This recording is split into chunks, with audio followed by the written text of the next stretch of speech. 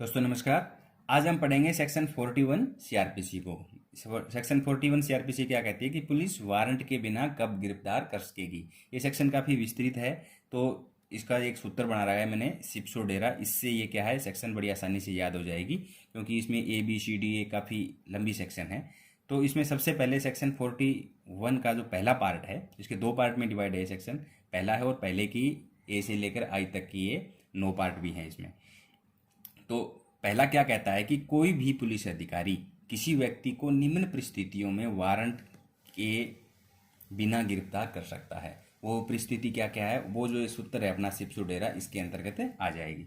तो सिप्सो डेरा में सबसे पहले आता है C, और C मतलब पहले का A के अंदर क्या आ जाएगा, जो पुलिस अधिकारी के समक्ष संज्ञेय अपराध करता है। C से बन गया कोग्निजेबल ऑफेंस। तो जिसने पुलिस अफसर के समक्ष अगर संज्ञेय अपराध कोई किया तो उसे बिना वारंट गिरफ्तार किया जा सकता है। दूसरा इसमें C में सिप्सो डेरा में आ गया I से क्या बनेगा, इंफॉर्मेशन यानी कि सूचना या इतला। तो B क्या कहता है कि जिसके विरुद्ध युक्ति युक्त परिवाद किया गया है या विश्वसनीय जानकारी प्राप्त हुई है कि उसने ऐसे कारावास से जिसकी अवधि 7 साल तक हो सकती है दंडनीय संज्ञेय अपराध किया है, मतलब ऐसा किसी की सूचना मिली हो। और इसका जो सब पार्ट पहला क्या कहता है कि जिसके आधार पर पुलिस अधिकारी के पास विश्वास करने का कारण हो कि उसने ऐसा अपराध किया है। दूसरा क्या कहता है कि पुलिस अधिकारी को यह समाधान हो जाता है कि ऐसी गिरफ्तारी निम्न वजह से आवश्यक है।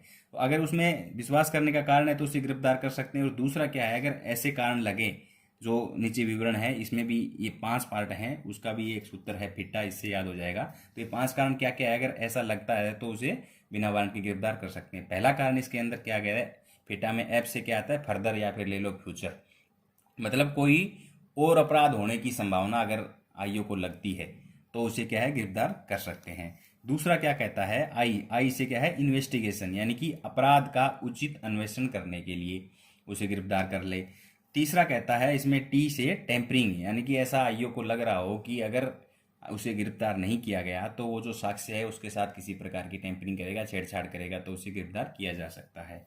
चौथा कहता है इसमें दूसरा T से मतलब थ्रेट, अगर आईओ को ऐसा लगे कि अगर इसे गिरफ्तार नहीं किया गया तो जो पीड़ित है या फिर कोई उसका गवाह है उसको क्या है, किसी भय में डालेगा तो उससे रोकने के लिए उसे गिरफ्तार किया जा सकता है। 5वां इसमें कहता है एब्सेंट मतलब है बिना गिरफ्तारी के न्यायालय में हाजिरी सुनिश्चित नहीं की जा सकती। अगर ऐसा लगता है तो अभी उसे बिना वारंट गिरफ्तार किया जा सकता है।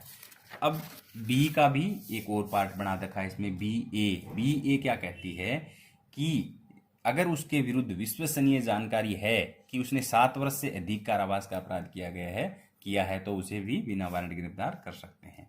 अब आते हैं हम अपने सूत्र पे वापिस। तो C में P से बनेगा प्रोक्लेम ऑफेंडर, यानी कि घोषित भगोड़ा, मतलब PO, जिसे क्या है कोर्ट ने PO घोषित कर रखा है, उसे आप बिना वारंट गिरफ्तार कर सकते हैं।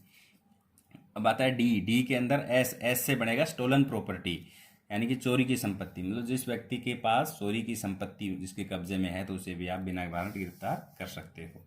E से O से क्या बनेगा, ऑब्स्ट्रक्टर, यानी कि बाधा डालना, मतलब जो कोई व्यक्ति विधिपूर्ण कार्य में बाधा डाले या फिर अभिरक्षा से निकल भागता है या फिर भागने की कोशिश करता है तो उसे भी वारंट गिरफ्तार किया जा सकता है। अगला है F से D से क्या बनेगा, डेजर यानी कि फौजी भगोड़ा, जिस पर सशस्त्र बलों से भगोड़ा होने का संदेह हो उसे भी बिना वारंट गिरफ्तार किया जा सकता है।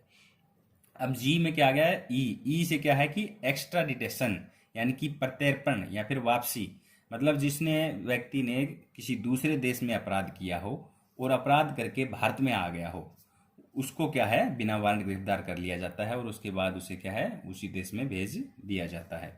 अगला H में क्या है, रिलीज्ड कन्विक्ट, यानी कि दोषसिद्ध अपराधी या फिर शर्तिया रिहाई कैदी।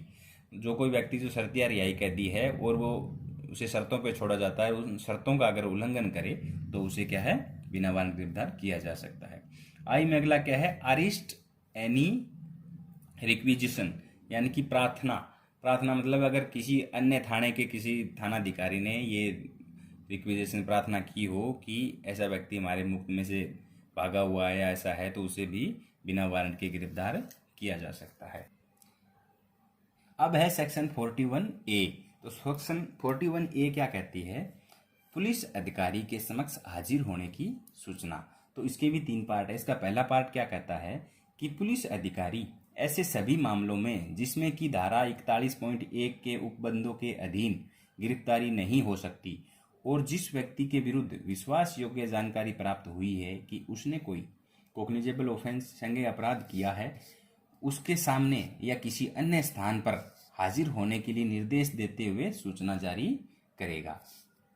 दूसरा इसमें कहता है कि उस व्यक्ति का कर्तव्य है कि वो जो सूचना उसे प्राप्त हुई है, जो निर्देश प्राप्त हुए हैं, उसका वो क्या है, पालन करेगा।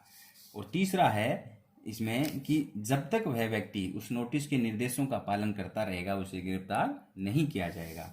और चौथा पॉइंट इसका क्या कहता है कि जहां ऐसा व्यक्ति किसी भी समय उस नोटिस के निर्देशों का उल्लंघन करता है तो उसे गिरफ्तार कर लिया जाएगा। तो ये है सेक्शन 41A। अब है सेक्शन 41B। बी से बिफोर अरेस्ट प्रोसीजर, मतलब गिरफ्तारी की प्रक्रिया और गिरफ्तार करने वाले अधिकारी के कर्तव्य। तो गिरफ्तार करने वाले अधिकारी के क्या क्या कर्तव्य हैं वो पहला है इसमें कि अपने नाम की सही व स्पष्ट पहचान प्रदर्शित करेगा। दूसरा कहता है इसमें कि गिरफ्तारी का ज्ञापन तैयार करेगा और जो ज्ञापन है उस पर कम से कम एक व्यक्ति द्वारा अनुप्रमाणित किया जाएगा जो कि गिरफ्तार किए गए व्यक्ति के परिवार का सदस्य हो या उस परिक्षेत्र का कोई गणमान्य व्यक्ति हो जहां की गिरफ्तारी की गई है। और इसका गिरफ्तार किए गए व्यक्ति के दूसरा इसका पॉइंट क्या कहता है कि जो गिरफ्तार किया गया व्यक्ति है उसके ऊपर उसके भी हस्ताक्षर होंगे।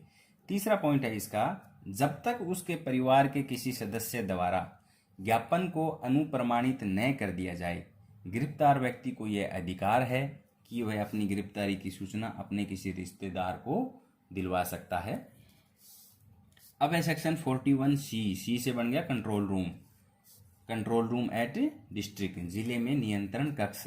तो इसके अंदर क्या है कि पहला पॉइंट इसका है कि राज्य सरकार प्रत्येक जिले में और राज्य स्तर पर पुलिस नियंत्रण कक्ष की स्थापना करवाएगी। दूसरा पॉइंट इसका ये कहता है कि राज्य सरकार वहां पर नोटिस बोर्ड पर प्रत्येक दिन गिरफ्तार किए गए व्यक्तियों के नाम व गिरफ्तार करने वाले अधिकारी का नाम प्रदर्शित करवाए।